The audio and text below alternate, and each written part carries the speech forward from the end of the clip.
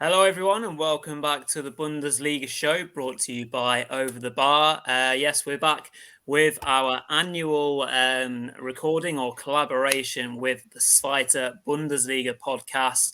So we're very happy and lucky to be joined by Matthew Karasic of the podcast.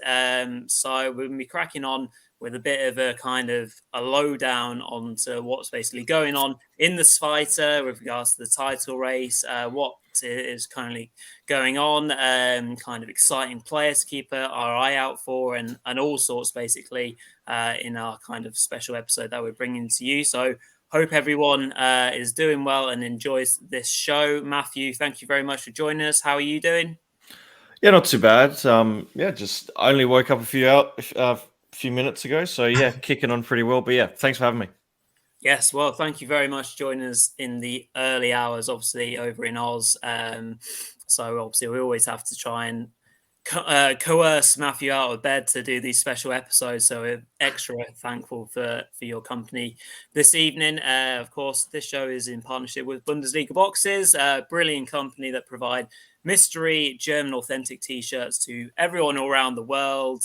So, make sure you go check them out on Twitter or on their website, so that you can get yourself a mystery one for maybe the end of the season, or maybe even get one during the summer to sport during the summer days. And please do drop us a like on this video if you enjoy this particular one. Comment on what your favorite Zweite Bundesliga team is, and please do indeed subscribe. And of course, go check out and subscribe to the Zweite Bundesliga show for all the ongoing things that are going in the Zweite, not just the title race, everything in between with Matthew and Ava. So, right, well, let's crack on with our Zweite kind of focus straight away, and we'll kind of go straight into what is going on at the top end of the league in terms of the title race. So, right about now, we've got 5 teams kind of effectively in the title race, in which is always an amazingly close league right now. So we've got FC Schalke in first place. I'll just kind of name the 5 teams to start with, and then we'll kind of go through one by one with Matthew and ask you a few questions. And then we've got Werder Bremen in second place. So the 2 teams that got relegated last season are right up there. FC St. Pauli, Darmstadt, and of course, not forgetting Mark's FC Nürnberg in 5th place, right in the mix. So, Matthew, we'll start off with the team that are currently in first place, and of course, your team, FC Schalke. So they're top by 2 points ahead of Werder. Really impressive win this weekend against Darmstadt, 5-2. League's highest goal scorers, 64 goals. Won their last 5 games, so maybe timing things just right in terms of the run-in. Yeah, I mean, you look at Schalke and their opening 25 games, and there was a lot of questions rather than answers being created. And it's kind of interesting that when teams obviously make the switch to a new manager, they're looking for that managerial bounce.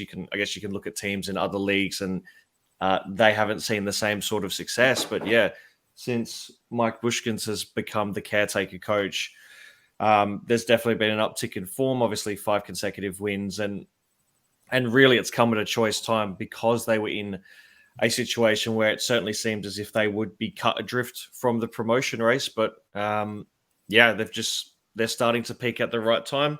Obviously, their fixtures coming up are very difficult. They've got Bremen on Saturday. Sandhausen is probably the one that you would suggest that they could get the 3 points automatically, and then St. Pauli at home, and then end the season at Nürnberg. It's a very tough run home, but they showed they can get it done with efficiency, and the likes of Simon Terodde and Marius Bulter, who's obviously scored a hat-trick today. So, yeah, they've shown that they can be efficient going forward, and there is, despite it being a pretty anonymous for them for the majority of the campaign, they have shown they can put the ball in the back of the net.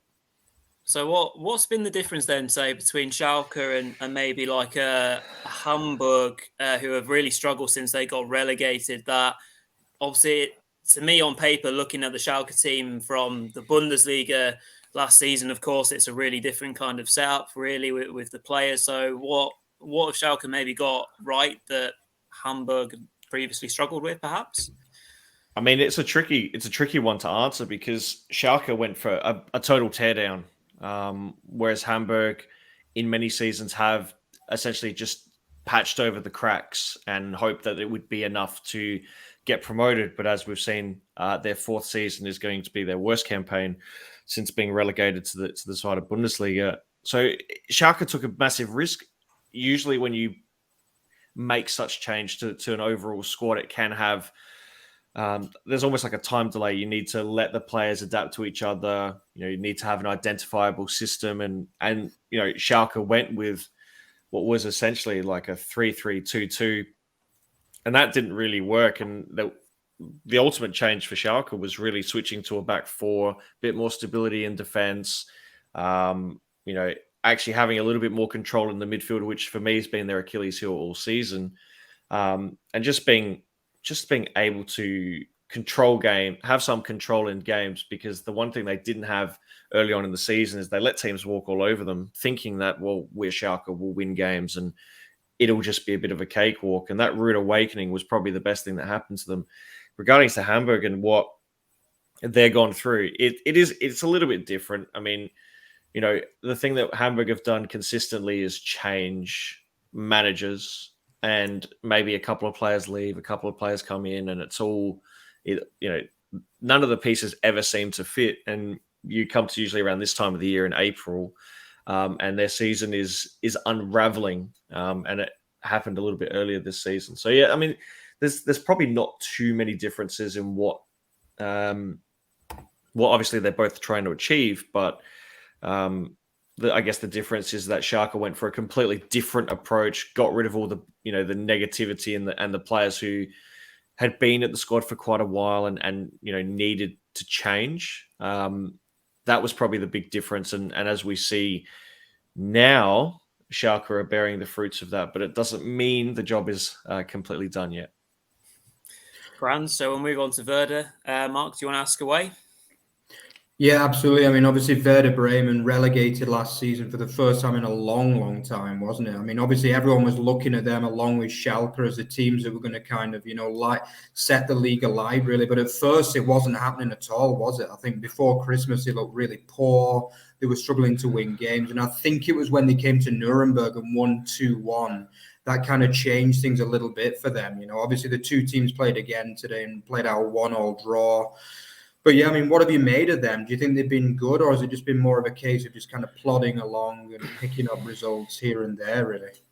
I mean, their start of the season was, I think, it's surprising to everyone that they just didn't adapt to the league, despite having a manager who had experience in the second tier in Marcus Anfang. But as we know, his tenure was obviously stopped because he faked a vaccination status despite being unvaccinated. And it's kind of interesting because that was the turning point for them in bringing in a manager who they actually wanted in the summer in Ole Werner. He was very much on their list. The problem was he wasn't willing to leave Kiel, and obviously that situation changed. And when he became available, it became pretty obvious that he was going to be the guy they wanted going forward. The Anfang stuff kind of writes itself. I mean, you couldn't sell that to a Hollywood scriptwriter and tell them that that legitimately happened. So I would say that that's been the ultimate change. They have a clear identity, the way they want to play. They're not chopping and changing. And the guys that really have kicked on for them have been Marvin Duksch, who admittedly I had a hesitancy on for the 3.5 million price tag that they paid for him. But he's been complimentary alongside Nicholas Füllkrug, and those two as a dynamic duo have really improved their chances of gaining promotion.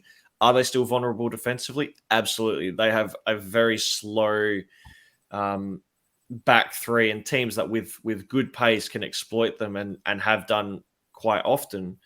But they've got a good mix of experience and interesting young players. And yeah, the turnaround itself really came with having a manager who has a clear identity of the way they want to play. And the results speak for themselves. I think they've only lost once since Werner's taken over. So that tells you everything you need to know about maybe the quality of Ole Werner versus what Marcus Anfang was bringing to the table. Very good. Okay, so we'll move on to the team currently in third place, and one that is seemingly quite a popular team outside of Germany anyway. So it's FC St. Pauli. So they're in third place, so the playoff promotion place as it currently stands. Obviously, really close still. I've had a really good season in general. So I think they probably led the way for quite a long time, didn't they, at times, and have a really enjoyable DFB Pokal run, of course, knocking out Borussia Dortmund. So really encouraging stuff, and maybe just started to slightly stumble just the wrong time, of course. I think obviously yesterday, as we were recording, they conceded a 93rd minute equaliser to a corner, obviously, which really damaging at this point of the season. So, Matthew, what have you made of St. Pauli so far? Do you think they've got the capabilities to maybe sneak into the top two? I mean, the form suggests that they might be in a bit of trouble. Thing that they that's kind of been a positive for them, but it's becoming a bit detrimental now is the over-reliance of Daniel Kofi Kire, who you could see when he was out of the lineup, when he was representing Ghana at the African Cup of Nations, that they really struggled to have that sort of creativity behind Guido Burgstaller as that number 10. And yeah, I mean, teams are figuring them out a bit. They've become a little bit too predictable. You know the key players that help them go forward. So the likes of Lent Pakarada at left back, Kire and Burgstaller, they're the three. You stop them, you have a really good chance of actually winning the game, or creating an opportunity to get a point, as Sandhausen did on the weekend, where they had 3 shots on goal for the entire game. Oh, sorry, 6 shots on goal for the entire game. It was a very defensive encounter. And yeah, they've become a bit too predictable. I think Timo Schultz has really struggled to readapt this team. And as we are now starting to see that at the wrong time of the season, they're dropping points. I mean, that Sandhausen game, they should win most of the time. They've got a far better squad and, a manager who really wants his teams to go forward. And they just, they've really hit the stumbling block. There aren't other guys that are really stepping up to the plate and offering another outlet. And teams are onto it. Teams are aware that, Burgstaller is going to be the guy leading forward. He's got 17 goals this season. And Kire is, sorry. So I was just about to say, do you think it's definitely more of a case of teams figuring out St. Pauli rather than St. Pauli getting a bit nervous in terms of seeing this grand opportunity that is presented in front of them? It's a bit of both. I mean, I don't think many of us had St. Pauli in this situation to start the season. I think my theory was they were going to be around the mid-table mark to start at the start of the season, just assessing where their squad was. And obviously they've performed well and truly above the prediction, which is not a surprise. Yeah, I think there's a bit of that inexperience, even though they've got guys who have been promoted before, like Burgstaller. I think that inexperience is really telling. They've been in some big games and they've dropped some points along the way in the last few weeks. And yeah, I think that's part of it, but also just, they've become a bit too one-dimensional, and teams know teams have shown they know who to shut out, and they know how to stop them, and it's becoming a bit of a problem. Obviously, they've got some big games coming up, and they desperately need to pick up some points because, as we've seen over the last couple of weeks, if you don't pick up the points, the other teams will. Yeah, and then obviously moving on to Darmstadt, who are currently in 4th place. I mean, Darmstadt absolutely flew out of the blocks, didn't they? Which surprised a lot of people because obviously they lost their key talisman, Serdar Dursun, to Fenerbahce. He was probably my favorite player in this fight for the last 2 or 3 years. A great striker. I think last season he banged in like 24, 25 goals in this fight, didn't he? Like, he had an amazing season, got the big money move to Fenerbahce, but they absolutely flew out of the blocks. They really did. I think them and St. Pauli were even 6-7 points clear of third at one stage, but obviously both have kind of hit the stoppers really in the last few weeks, haven't they? Matt, do you think that's kind of, why do you think they've kind of in the last few weeks? It is a bit tricky with Darmstadt. I mean, they the first 2 games they were hit by COVID cases. They were beaten quite comfortably. And then obviously when everyone became available, they really hit the ground running. The thing with them is what made them so great in the first part of the season was the combination of Luca Pfeiffer and Philip Tietz. And again, teams became aware of the dynamic duo and put a stop to it. So unlike with St. Pauli, Darmstadt were able to find other avenues. Aaron Seidel had been that guy. With him becoming the kind of the lead striker, they started to play a lot more direct football, which is unsurprising. It's predictable because they, I think he's like 198-ish centimeters. He's a tall bugger. And they missed him at today's game because they didn't really have someone at set pieces, despite them scoring 2 goals from crosses. I think for them, biggest problem they've got at the moment is they cannot defend set pieces for the life of them. They've conceded 18 goals from set pieces this season, which is amongst the worst in the league, and that's surprising for a team that is in the promotion race. It's evident their problems, and the biggest problems they have is the inability to just mark people. They're very bad at doing it, and I mean that's just the nicest way to put it, because they really lose their assignments, and once someone loses a player, that they become available. And a great example of that was the Nürnberg game where Nikola Dovedan, who's not particularly tall, was marked up on Aaron Seidel, and Seidel just doesn't do anything, and Dovedan scores a header, which shouldn't happen. And Lucas Schleimer did the same thing. He shouldn't score headers, but he did. So their Achilles heel was defensively. I mean, they gave up 5 goals that were all pretty avoidable today. So their biggest problem is going forward is, can they address that back four in dead ball situations? I'm not sure they can. Losing Marcel Schoen was a big loss one as well. I mean, Moritz Behrens wasn't particularly good. He wasn't good on a few of those efforts that Schalke scored. So, yeah, and then for them, it's going to be really interesting. We know they can score goals. That's the thing they've done consistently for the majority of the season. They've shown they can get the ball to the back of the net. They've shown that multiple players can get amongst it. The question for them in the final few games will be, can they just stop leaking goals? Can they really tighten up defensively? If they can do that, they're a real chance of getting in that top 3. And considering they probably have the easier of the schedules heading into the end of the campaign, they should be in the driver's seat despite being in 4th place.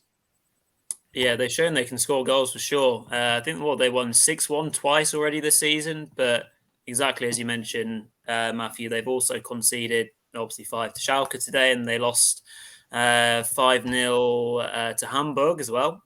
So clearly capable of scoring goals, but also, definitely need to tighten up. Right, so the 5th team on our list obviously is indeed FC Nürnberg. So so Mark's team, completely different fortunes to last season, aren't they, Mark? Massively. So had a really good start to the season. They went 11 unbeaten at the start of the season before they lost to Darmstadt.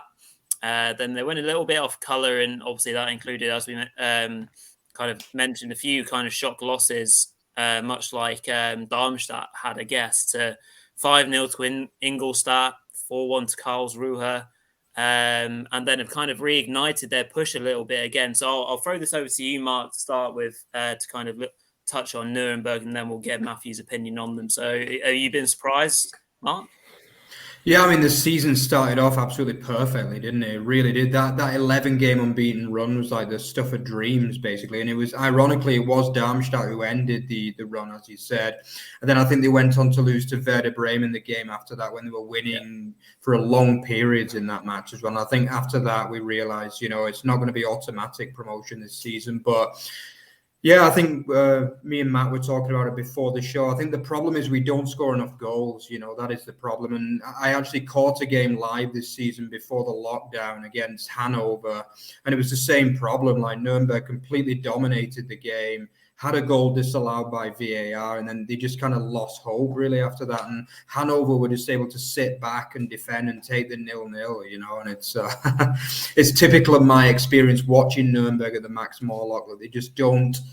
It's been a problem for a few years, actually, that they just don't create enough chances at times, And I think this year the defense has been a lot better. It really has, I mean, they've cut out the mistakes. Matania has been really good in net, but they just don't create or score enough, And I think Dovedan is okay, but he's not really the answer. And obviously he's leaving at the end of this season.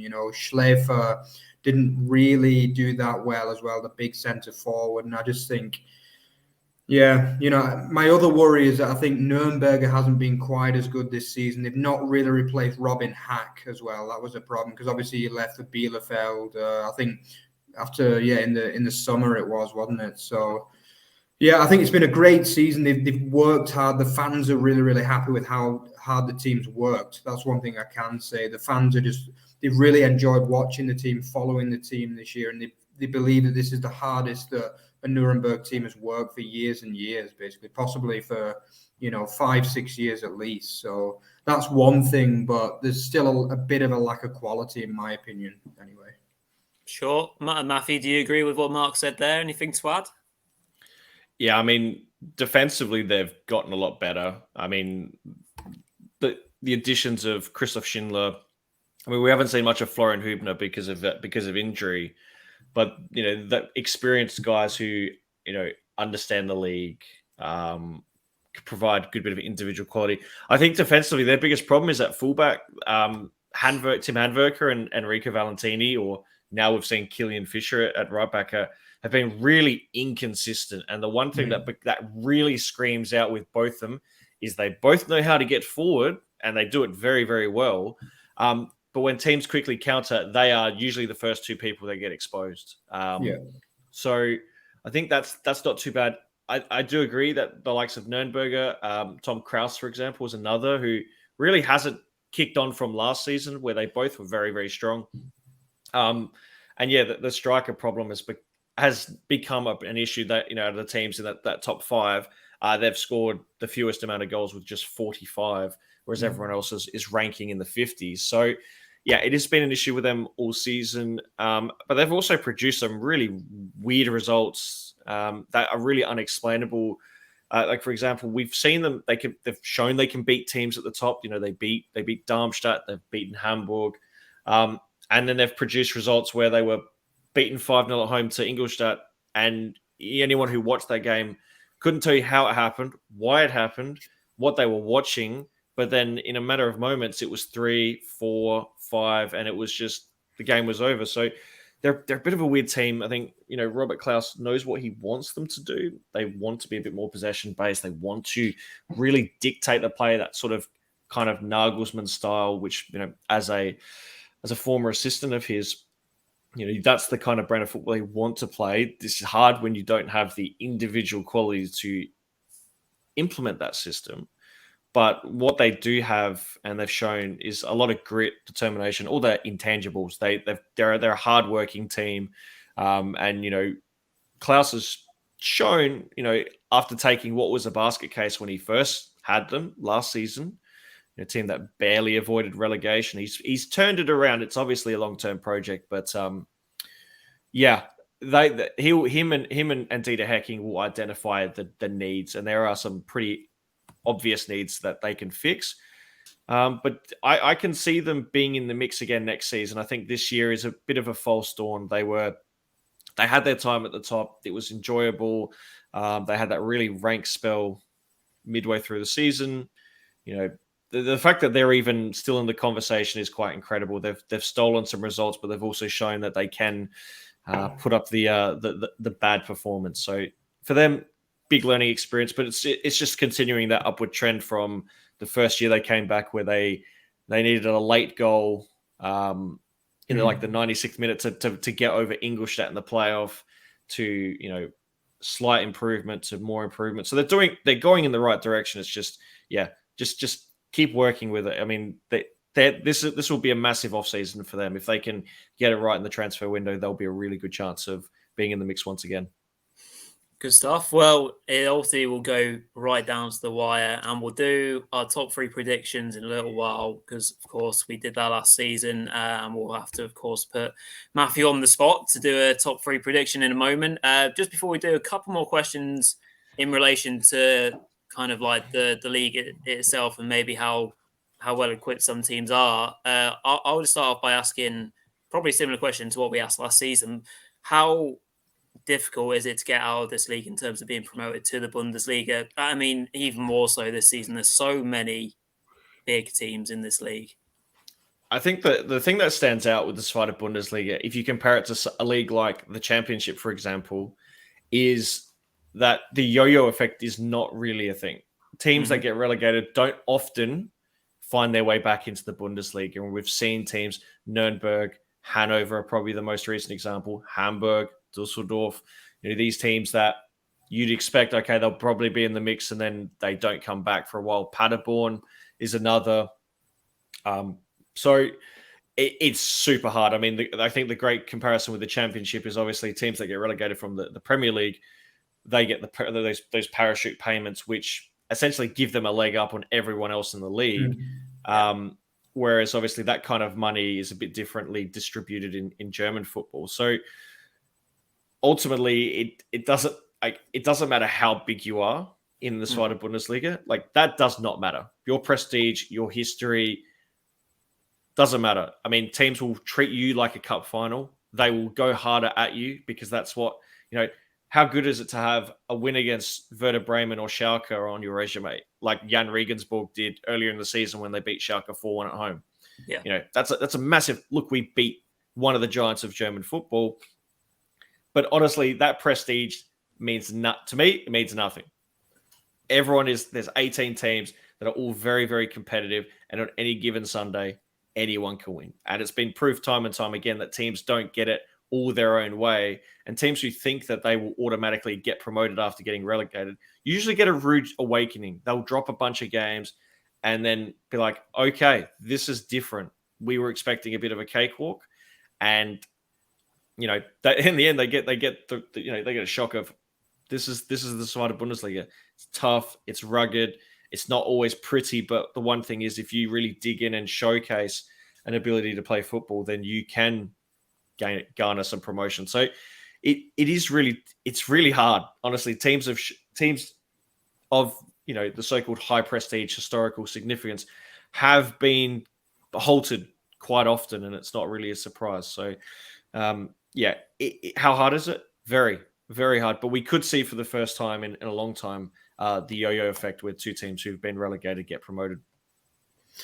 Yeah, I mean, that has been one of the big talking points over here in Germany, like just how many massive clubs there are in the Zweite Bundesliga this year. As you've already mentioned, Schalke, Werder, obviously Nürnberg as well. Yeah, that might be a little bit biased, but yeah, I think it's pretty safe to say they are one of the bigger clubs in Germany. Dusseldorf, as you say, even Hanover are pretty big. Do you know what I mean? Hamburg, obviously, we've not mentioned. There's just so many big clubs, but you kind of mixed in there with minnows like Aue, for example, Aue or Rostock, a bit smaller.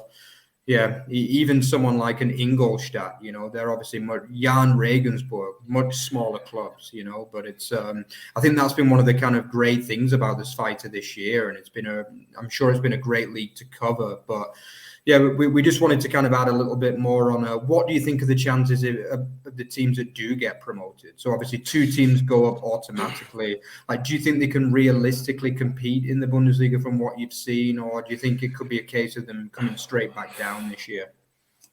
It'll be difficult if it's say let's hypothetically go with the top 2 currently. I think Schalke probably has the more interesting case because they'll probably have a new manager. You suspect they'll obviously bolster the squad. The thing with Bremen is Bremen have a lot of guys that already have that Bundesliga experience. So their squad probably would be not as it'll be addition by subtraction. Guys who are probably good enough for the Zweite Bundesliga won't see as much action. So I think I would be concerned at teams like St. Pauli, Darmstadt, Nürnberg. If those teams were to get promoted, I would be really concerned at their ability to stay up. Not as if they would be a Fürth, but they would be in that sort of bottom 6. Like, you can guarantee that they'll be in the bottom 6 and it won't be a surprise to anybody.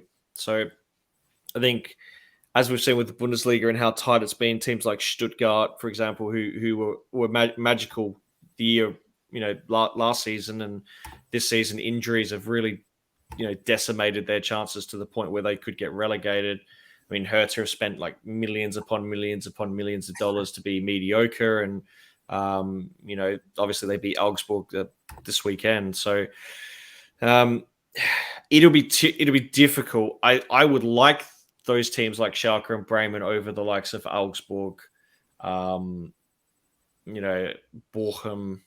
those kinds of teams. But either way, it'll be very. I think as the squads are constructed right now, I think it would be rather difficult for any Zweite Bundesliga team to strengthen themselves into, being above that bottom six. Yeah. Interesting stuff.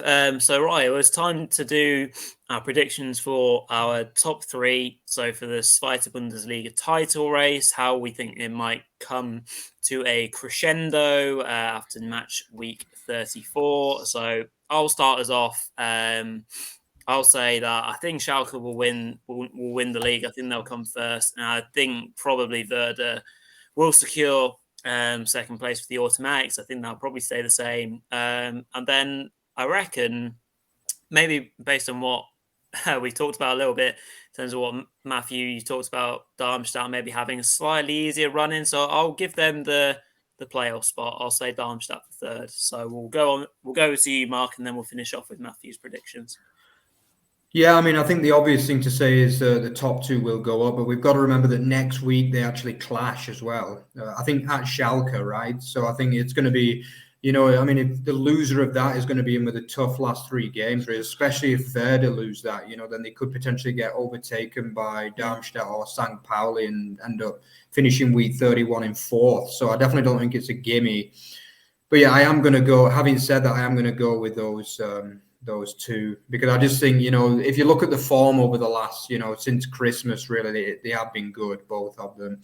I think for third, I don't know. I just think St. Pauli and Darmstadt, they're on the downward a little bit, in my view. If you look at where they've come from, obviously Darmstadt have lost the last two games quite comfortably in the end against promotion rivals. Pauli just seem to be drawing too many games, as you said, Matt, earlier. So I'm actually going to go for my beloved Nürnberg to get third.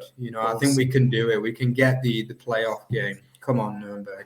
Top man, yeah. What do you reckon, Matthew? Well, at the start of the season, I had Bremen winning the league, and I don't think I'm going to change that because that's just not the way I roll. So for me, I would have Bremen are going to win the league. I don't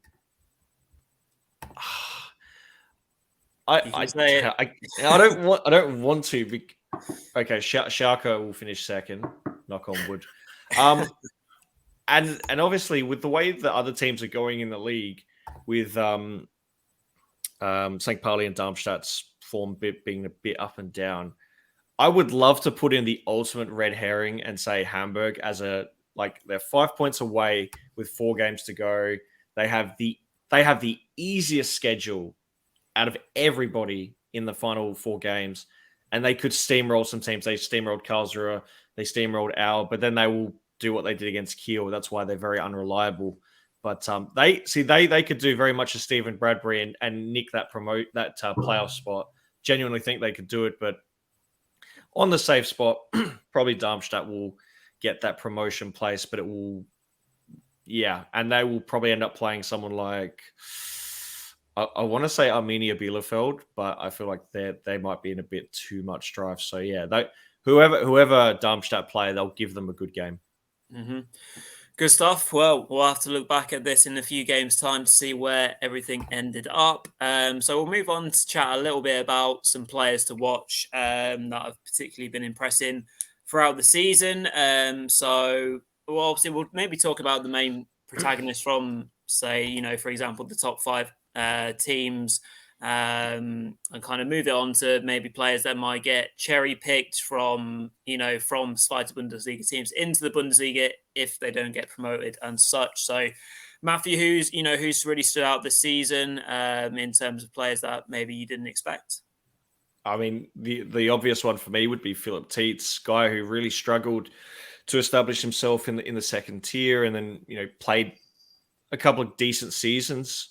In the third division. He was kind of a right place, right time, hit the ground running.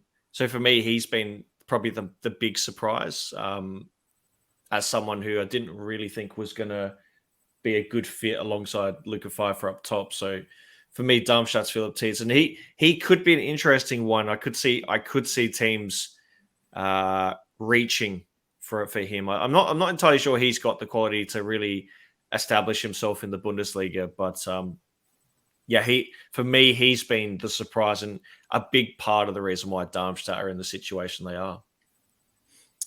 So who's that one particular player maybe that you've seen this season or has been performing season that you think, is Bundesliga ready-made, would comfortably would do a job in, mid-table or any kind of Bundesliga side?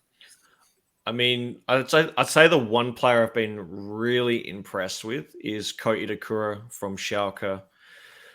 Really love the tactical diversity you can use him. The only problem is, of course, is that he's actually on loan from Manchester City, and I know for a fact Schalke really rate him, the Japanese international, and they want to buy him. But whether they can afford him will probably be determined if they get promoted or not. So he's been someone who I'd heard quite a bit about from his time in the J League, and heard many good things that he could be a very interesting player. And seeing him firsthand, he's really taken to German football like a duck to water. And I think he's one player that I've been very impressed with, especially since he's moved into that midfield. The biggest problem, as mentioned earlier, with that Schalke team is their midfield, and he's really brought a bit of stability into an area of the pitch that Schalke really needed to address. So he's certainly been one player I've been really interested by, and he be interested to see if the Royal Blues can sign him. But if not, if I was a mid-table Bundesliga side, knowing that he's going for probably about 5 million, I would definitely take a chance on him. As we've seen, a lot of Japanese players have had success in the German game, and I think I firmly believe he would be another very good addition to a team in the Bundesliga if Schalke, of course, don't get promoted or can't afford to buy him. Good stuff. What do you reckon, Mark? Any Nuremberg players that might get stolen again, such as Robin Hack, etc.? He looked a bit goal shy today for Bielefeld. He had a really good chance against Bayern. Yeah, I'm a little bit surprised that he's not really hacked it. Pardon the pun there, actually. I didn't even intend that one, but that's a pretty good one, I gotta say. Yeah, he's not really hacked it in the Bundesliga, let's be honest, really, which has surprised me a little bit, because obviously for Nuremberg, he was fantastic, really. It really was. I think he was one of the best players at this level. I don't actually think Nuremberg have got anyone that can compare with him, really. I do like Matania, the goalkeeper, though. He's a bit of a fan's favourite at the club, but I'm not sure really whether you could say he's Bundesliga standard. I think he did play for us when we were last in the Bundesliga, but I think he did well. But the problem is that the team was so bad that he was facing so many shots that, I think anyone looks good in that situation, really. And I remember there was one game against Dortmund, and I think he made like 10 or 11 saves. And after that game, he was seen as a bit of a kind of cult hero, really. But realistically, I'm not sure really whether I'd say anyone is good enough. I would have said perhaps last season, like Nürnberger was looking really good, but he's not really kind of kicked on for me. Would you say anyone, Matt, from Nürnberg that could really hack it in the top tier? Or? I mean, Tim Handwerker's already had experience playing in the Bundesliga, but I also don't firmly believe he is of the quality. I think one player that I was interested to see if he would make the jump was Eric Shuranov, young striker, had showed a lot of potential last season, and he's struggled to not only get in the matchday 11, but to consistently actually play. So, I mean, he's been kind of a disappointment in that regards. I mean, probably Lino Tempelman is another young player. Obviously, Mats Moller-Daly, who very much flying the flag for him, and is arguably probably the most liked Zweite Bundesliga player. Not hard not to like him, but I would say, like, in terms of like coming through the system or young players with high potential, you're probably looking at guys like Tempelman. Duman is another who's had a bit of a stronger second half of the season. So probably those guys, but I'm not sure. I feel like some of them just aren't ready to make the jump just yet. Yeah. Good stuff. Right, so we'll move on just for the final 5-10 minutes or so to kind of chat a little bit about the Bundesliga relegation race, because obviously we're not just talking about Bundesliga teams for the sake of it, because these teams will, of course, go into this fight, and we kind of want to kind of get an opinion from Matthew on maybe what or how these teams will fare. So obviously, Greuther Fürth. We'll start with Greuther Fürth because obviously they are a team that will drop into the fighter again. Played out yet another 0-0 draw with Hoffenheim earlier on today. I think that's 3 clean sheets in 4 or something amazing like that. What do you reckon, Matthew? I mean, I guess you probably weren't shocked by the way that they started this Bundesliga campaign, and then since then, do you think that are they maybe now preparing themselves just for this initial kind of natural downward progression back into this fighter, and then they're trying to build again? It felt inevitable, much like their campaign back in the 2013-14 season. Mm. Or sorry, 12-13. Yeah, 12, yeah. It seems for clubs like Fürth, and this is, I mean, no disrespect to because they've got some wonderful people that run the club and stuff like that, but it's always going to be hard for a club like them to survive. And rarely do we see them manage. I mean, we had that season where Ingolstadt and Darmstadt both managed to survive, and then both their managers went on to bigger and, well, Ralph Hasenhüttl went on to bigger and better things. Dirk Schuster, not so much. It's just so difficult, and you have to be really smart recruiting wise. That they didn't bring in the players that worked. Most of them just didn't pan out. So I think with them, it was always inevitable that they would be the obvious choice for automatic relegation and probably the foot of the table. And yeah, they've got guys who are very good in the second division. Guys like Harvard Nilsson, Branimir Hurgota, Julian Green. But they just don't translate into the first division. And that's the unfortunate part of being a smaller club like Fürth, is that it's so hard to recruit players that can make the team or get the team to make the next jump. And they will have their one season in the Bundesliga, enjoy it for what it was, and then they'll spend the next probably 3 to 4 seasons in the second division. I mean, the biggest thing for them will be whether they can keep Stefan Leitl as manager, because he's very highly rated, especially after his strong season last campaign, getting them promoted when many of us didn't really think they were in the mix. So for them, I think what their off season is going to be very interesting, because I sense that they may be looking for a new manager. There might be teams like Hertha, maybe Augsburg, if they think that Weinzel is not a good coach, which he's not. So yeah, I think I think with Fürth, they'll be one to watch for, not because I don't think they'll go straight back up, but how much their squad and personnel changes. Yeah, very good. Mark, do you want to take us through the rest of the relegation candidates so I don't be massively biased about my team that is right in the mix? Yeah, absolutely. Obviously, second from bottom at the moment is Bielefeld. I mean, they've just literally fallen off a cliff edge the last 6-7 games, haven't they? A run of only 1 point from the last 7 games, and most of them have been thrashings, let's be honest. I mean, a valiant performance today against Bayern, but ultimately well beaten, really. Matt, do you think they will be one of the would you expect them to be up there in this fighter next year should they get relegated? Obviously, they've still got 4 games to save themselves, but would you imagine they'd be one of the kind of front runners for promotion next season? I really want them to stay up.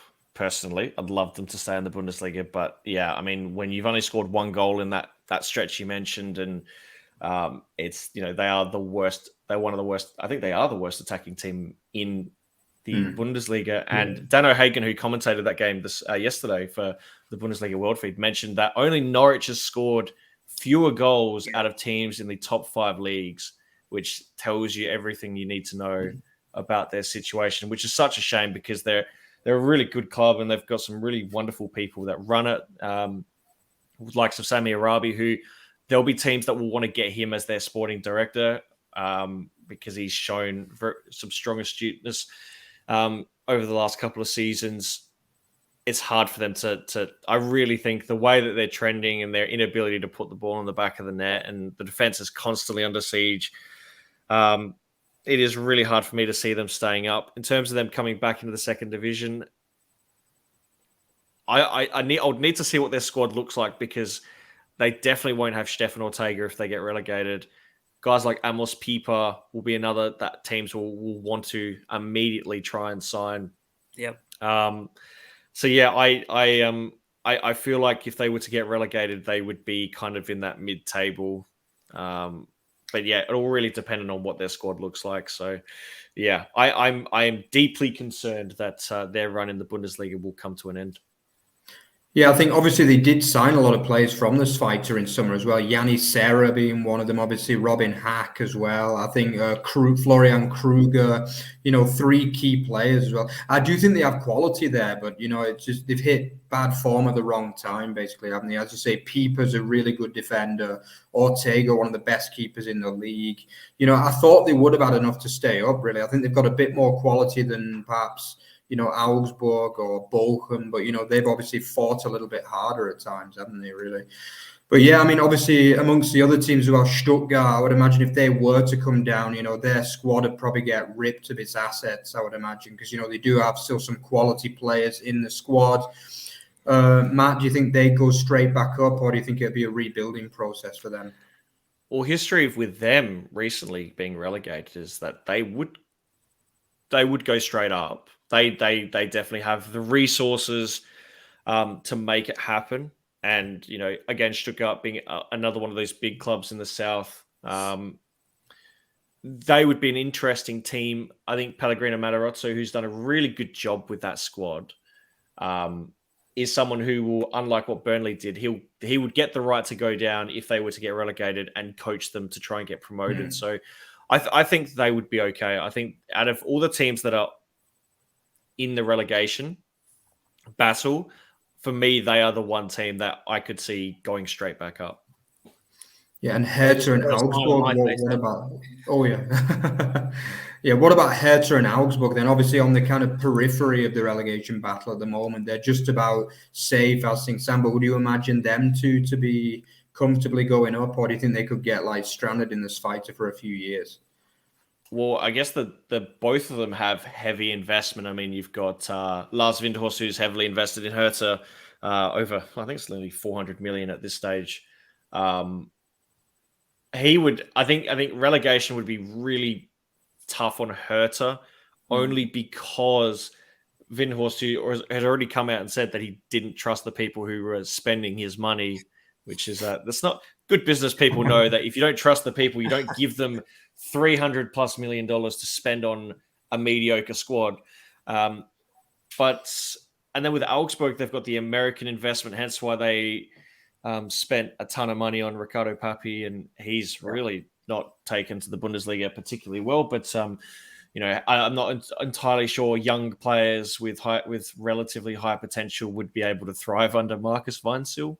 That's just my personal opinion. But it's shown he's looked completely out of his depth and not ready to be at this level. So I think both teams would really struggle to make an impression. Probably Hertha less so, because Augsburg, I think if they were to get relegated, they would have a proper gut job. Guys like Rafael Gikiewicz, Nicholas Dorsch will be someone that every mid-table team would have their eyes on. Anna Meyer from he would go back to Hertha and would actually be allowed to play. So for them, so they've got. So I like Hertha's chances more, but it is going to be really interesting coming down the stretch. Obviously, Hertha beat Augsburg, which makes that very, very interesting, and obviously Hertha getting out of that bottom 3. So yeah, I think Hertha probably financially and they've just got a bit more squad quality over Augsburg. So I'd probably say Hertha would have a better chance, but yeah, we'll see. Good stuff. So that pretty much rounds us up. But one last question before we do predictions for our bottom 3. Matthew, is there one team out of, say, the 4, if we're excluding Greuther Fürth, that if they were in the relegation playoff place, you would really fancy team in third to maybe give them the best game or even win it? I'd probably say Bielefeld. Yeah, that would Yep. be if you were a second division team, seeing how hard they've had it trying to score goals, and the defense is really. I mean, you would be running against probably the best keeper out of the four. Yeah, I'd still want Bielefeld. I mean, and that's just based on form. They're the team that I would. I know Darmstadt in particular would love to play Bielefeld and redo what they did to them many, many years ago. So yeah, I'd probably say Bielefeld's the team that everyone in the 2.Bundesliga would be keeping an eye on. As like, if they're 16th, we really, really like our chances of getting promoted. Good stuff. Right, well, let's do our bottom threes then. I'll start us off. So obviously I'll take Reuterfurt in 18th. Yeah, unfortunately, I think Bielefeld just don't have the firepower to push themselves out, particularly with Leipzig on the last day of the season. I think they have, so that's particularly tricky. And then playoff plays, probably my boys, because of Hertha's run-in is significantly easier. So yeah, we'll go with Stuttgart in 16th. So Mark, you first, and then we'll have Matthews. Yeah, I think obviously Greuther are gone. Probably next week will be their kind of final goodbye, basically. Yeah, but I think I mean Bielefeld. I've been saying all season until the last 5 or 6 games that they would stay up. I always thought they had a little bit more quality than the likes of Hertha and Augsburg maybe, but it's just not turned out that way, has it? Unfortunately for them and Frank Kramer. So yeah, I don't see them improving now, to be honest. Because they got Köln next, and then I think they got Leipzig as well. It's just not going to work out for them, is it, as things stand? So yeah, I think they're going to get the second bottom, and then I mean the playoff spot is really tough. I think it is between Hertha and Stuttgart for me, and I think that game next week, that is the definition of a 6-pointer. That's for sure. Obviously in the Olympiastadion. But I don't know. I just think Stuttgart, they had that good run of form, but it's kind of fallen off a little bit recently. They've stopped scoring goals. I think no goals in the last 2 or 3 games. So, yeah, I think I'm going to agree with you, Rory. I'm going to go for them in 16th, unfortunately. Okie doke. Right, Matthew, over to you. What are you saying? Well, my heart wants...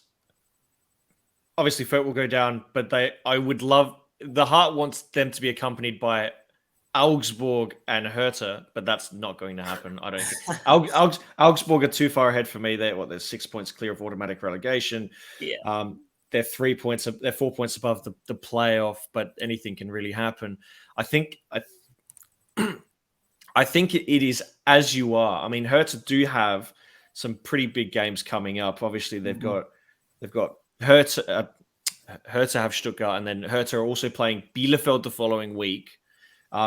At the Alm, and then they've got Mainz, and then they end the season at Dortmund, which is we saw what Dortmund can do to bad teams with bad coaches. But Felix Magath, who's obviously an interesting character in his own right, and we're all pretty surprised that he's still managing. But I'd probably say the bottom 3 as it is how it's going to end up. But the heart wants something else, but the head is saying as it is probably how it'll finish. Yeah, reckon so. Good stuff. So that brings us to a close for our special 2.Bundesliga collaboration video. So obviously massive thank you to you, Matthew, for giving up your time this morning to record with us. So really appreciate it. Really enjoyable chat as per usual. Maybe we'll have to kind of push it to a 6-monthly collaboration video instead of the yearly one, because I know everyone who watches our show is a real big fan of these videos that we do. So Matthew, thank you very much for that. Really interesting to talk Spicer with you. So Mark, over to you to close up this evening's show. Yeah, absolutely. So if you enjoyed what you saw today, then remember to check out the Twitter feed @OverTheBarFB and @OverTheBarExtra. Yeah, obviously check out our main piece, which is otbfootball.net. Yeah, and obviously remember again to like, comment, and subscribe below. We've got a lot of interesting stuff to come for you guys ahead of the end of the season. So yeah, just look out for that. Thanks again to Matt for joining us. And yeah, we'll see you again next time. Bye-bye, guys.